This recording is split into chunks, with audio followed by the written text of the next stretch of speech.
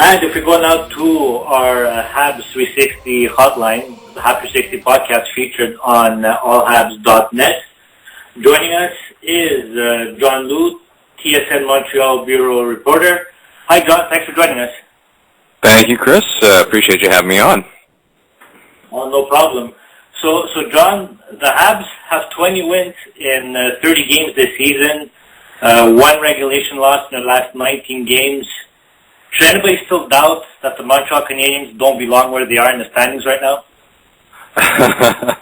Well, I guess it depends on who you ask, but I mean, I think the Canadiens, there's enough of a sample size in the season thus far to say that this team is for real. And if you take a look at just organizational depth, the system that they're playing, the level of buy-in that they've exhibited into Michel Therrien's philosophy and system, I think you can safely say that the Canadiens are a genuine, I won't say Stanley Cup contender, because that's always such an unpredictable game to play. So much goes into that, health being one of the largest factors too. But when you take a look at the way that the Canadiens are winning games, close games, they've been able to come from behind on a few occasions. They're getting contributions, balanced offense throughout their forward lines. They're getting a lot of offensive contributions from their defense. Good special, with a caveat, good special teams. The power play's been good. Room for improvement on the penalty kill, but certainly it has not hurt them. And, of course, solid goaltending from Carey Price. I don't think there's any reason to believe that the Canadiens, that their record is not a fair indication of the level of proficiency that this team is capable of exhibiting. Hey, John, this is George. Got a two-part question for you. Sure. One, what do you think of the pickup of Jeff Halpern? And two, have you spoken to anybody at Montreal Canadiens management about the pickup? I'll start with the second question first, George. The news broke about 2 hours after the Canadiens' morning skate, and at that time, all the interviews with the players and Michel Therrien were done, and Marc Bergevin talks on occasion, only when the situation warrants it. So we have not had the opportunity to speak to him about this acquisition, but it's pretty clear what the mindset is. I mean, when you speak of organizational depth, you can never have enough strength up the middle, and whether that's goaltending or centers. I mean, this is a crucial part of building a team, and Jeff Halpern fills a very specific role, and Michel Therrien and by extension Marc Bergevin are very big on players having a role, and that in itself has been a big part of the Canadian success. The guys they know what's expected of them, what they need to do, and that they're not trying to do something that is outside the box for them. They're just getting within the system, playing the role. And with Jeff Halpern, he's been here before, 2 seasons ago, and throughout his career, he's proven to be a very capable, responsible defensive forward, strong penalty killer, good in the face-off circle, and in addition, the intangibles, exceptional citizen, character guy in the dressing room, always well-liked by his teammates. And so this is a solidifying move on the Canadiens' part, because from a fourth-line standpoint, you need to have, Halpern's not big, he's not physical, but you need to have guys who are going to play a very specific part within that energy line. And I think that by carrying an extra forward, like padding out the 13 forwards, a guy like Jeff Halpern is good for matchup situations too, where you can play him against teams where if it's more of a skill game, more of a skating game, then he slots in well. If it's going to be more of a physical game, then you have Ryan White, who can play center, who's a natural center and can also play right wing. So it gives them flexibility. And again, we return to the issue of strength up the middle. This is a very smart move, and it's a very cap-friendly move as well. And John, over the last 8 days, Bergevin re-signed David Desharnais and Francis Bouillon to contract extensions. What do you think of the signings and the timing of them? I think the timing is very good. Anytime you can give players security throughout the course of a season, it just sets their mind at ease, especially, in these two players' cases where they were coming into contract years. Obviously, Bouillon was a 1-year UFA, and this summer, Desharnais would have been a restricted free agent. And by locking him up to, again, what is a cap-friendly move, even with the cap coming down this coming summer. You eliminate or diminish the possibility that if he plays lights out in the remainder of this regular season and has a really good playoffs, well, then the price is going to go up. Would have gone up this summer, but by locking him now, it sends a statement to him and the team that's this is a guy that's going to be a part of the core of the team for the next 4 years. The chemistry that he has with Max Pacioretty is something that you absolutely have to have in your forward lines, because forward lines are always based on duos. Generally, a center and one winger, whether he's a left winger or a right winger, you have to have that chemistry and that symbiotic relationship between two, and Desharnais and Pacioretty have that. So it's linking two guys that are key to the Canadiens' top six.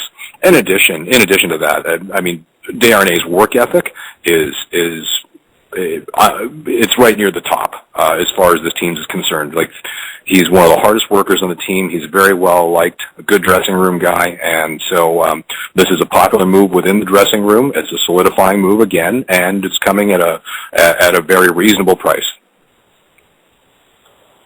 Rookie Alex Galchenyuk, it seems like he slowed down in the last couple of games in terms of goals and assists. Is there anything you have seen in his game that might explain it? Well, it's a 19-year-old facing NHL competition. He's, even though he was lighting up in junior, there was no sample size from the AHL, and there's a huge jump going from junior to the NHL. And Galchenyuk has good size, he has exceptional skill, really high hockey IQ, good vision, good work ethic, and for a young guy that's a skill player, he's very responsible from the defensive end of it. So these are just natural, if you want to call them growing pains. I would call it more of it's a natural adjustment, and I wouldn't be worried about Alex Galchenyuk that maybe the production is not there, because every rookie, they progress at a different rate. Take a look at Steven Stamkos in his rookie year. It's like he fell off quite sharply in the second half of the season, and even though this is a shortened season, there are still certain elements to it that take place in a proportionate way. And so, if you want to consider this the second half of the season, if you want to call it the rookie wall, that's something that's going to be not surprising. But having said that, he had a very nice assist on Colby Armstrong's goal Tuesday night here at the Bell Center against the Sabres, and we saw it. It's like when he's in the offensive zone, he's always looking to make a play, and it's not just some risky, throw spaghetti against the wall and hope it'll stick type of play. It's like he makes passes forehand and backhand with velocity, with accuracy, and through parts of the offensive zone that shows like this kid is going to be he's going to be a big star. But this is all a natural part of progression for a 19-year-old. So certainly not worried at all about Alex Galchenyuk. If he was struggling, if he was not playing responsibly at both ends of the ice, well then I think you probably would see either his numbers diminish or Michel Therrien might make him a healthy scratch. But he hasn't done anything to warrant taking him out of the lineup or diminishing his minutes.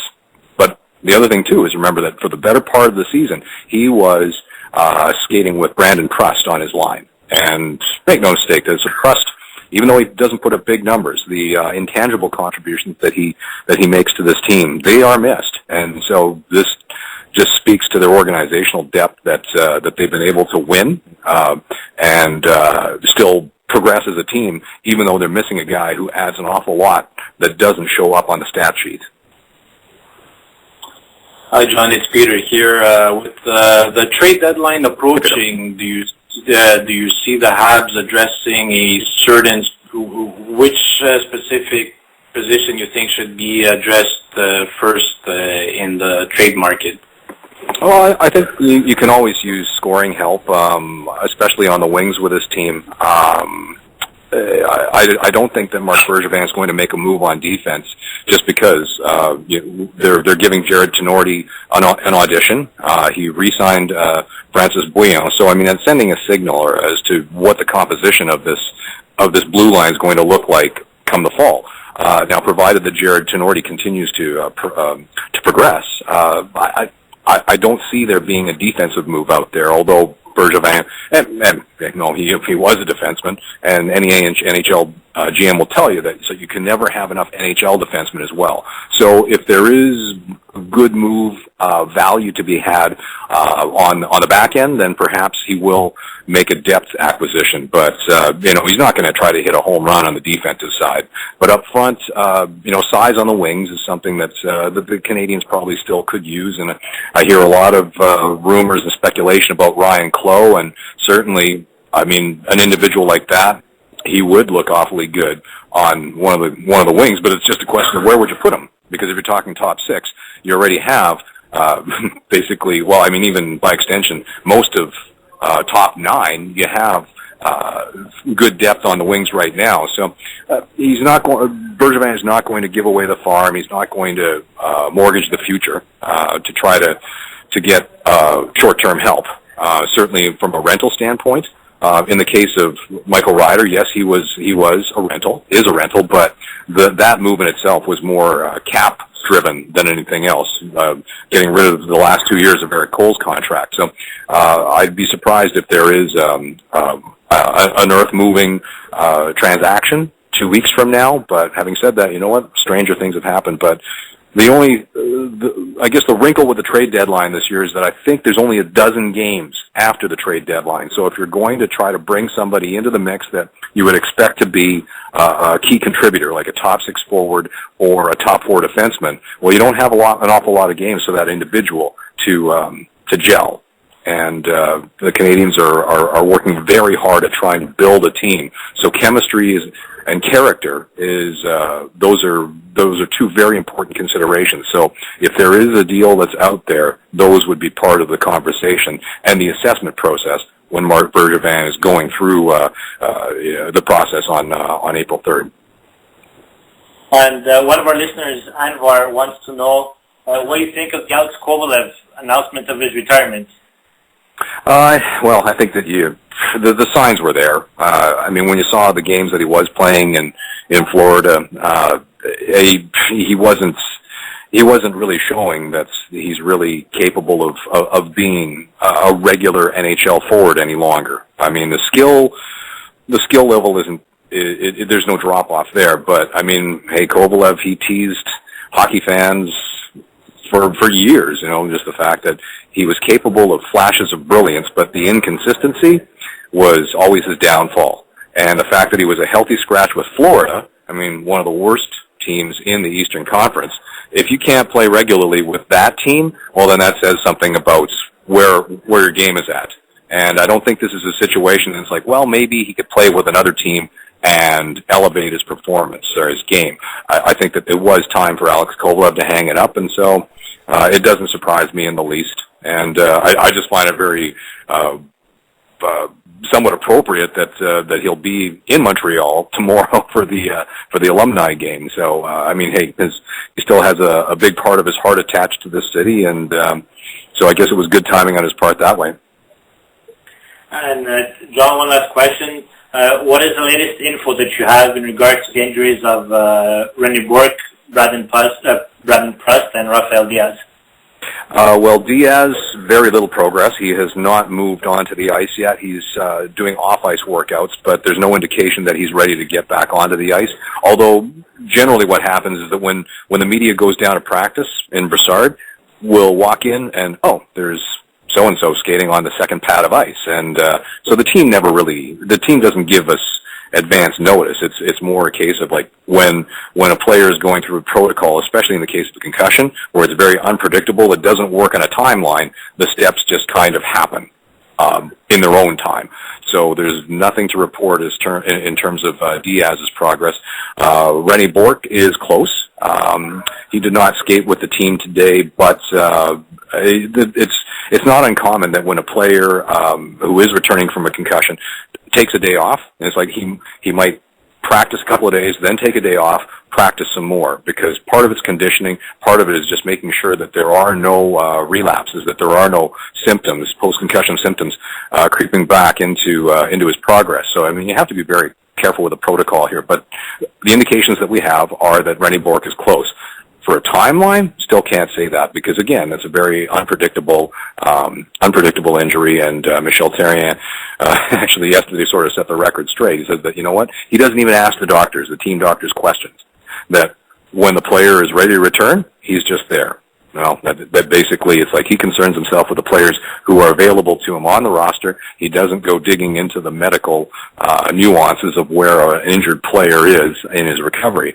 And just to finish with Brandon Prust, he has not rejoined the group. We saw him skating at Brassard for the better part of this past week. When I saw him skating with Bork and Yannick Weber on Monday, he was holding his left arm still fairly close to his body. Like when he was skating hard, he was not pumping both arms. And that's not a very good indication that that left shoulder is close to allowing him to return to the ice. And so with an injury like that and the type of player and style of play that Brandon Prust brings to the table, you don't want to rush that. You know, especially at this time of year when you have a little over a month left and he is such a valuable contributor throughout the team, and the style of play that he brings it lends itself very much to the playoffs. You don't want that guy to be any less than 100%, or at least whatever is possible, getting him close to 100%. This close to the end of the season.